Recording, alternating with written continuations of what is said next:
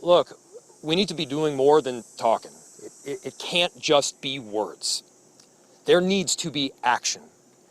And when we have seen school shooting after school shooting, when we have seen churches get shot up by horrible actors, I think the impetus has to be on all of us as leaders to do a whole lot more, to recognize that we've got more guns in this country than we have people. And it's on all of us to recognize the truth and the reality that we can't just say that this shouldn't happen again and then allow it to happen again and again beyond that. It's on all of us. At this point, we know we have a total of 19 victims from this tragedy. 2 were young children, ages 8 and 10, that were sitting in the pews at Mass when they were shot and killed. They were pronounced deceased on the scene. There were another 14 children between the ages of 6 and 15 that were injured by gunfire.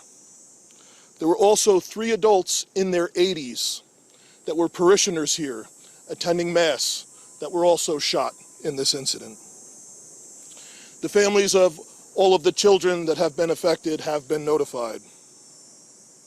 The coward that shot these victims took his own life in the rear of the church. That coward has been identified as 23-year-old Robin Westman, no prior criminal history. As to the weapons used to perpetrate this horrific attack, there was a rifle, a shotgun, and a pistol.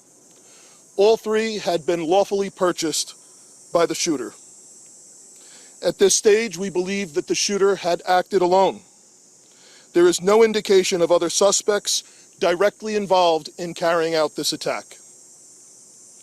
Our investigators are working with other agencies in the process of executing 4 search warrants. 1 is for the church itself, where this crime occurred. The other 3 are residences nearby in the metro that are related to this shooter.